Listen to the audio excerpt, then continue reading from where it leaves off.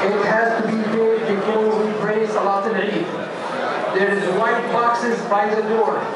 If you cannot reach there, just let us know and we will come to you, inshallah. It's $10 per person. It has to be paid before we pray Eid prayer, inshallah.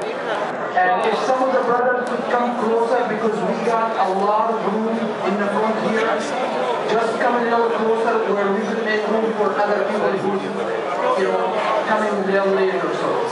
So inshallah, we're going to start with a lot of the news first, and we'll do the prayer after that, inshallah. Sisters, please control your kids over there and be quiet. Sisters, we need you to be quiet over there where everybody could hear, inshallah. Allahu Akbar.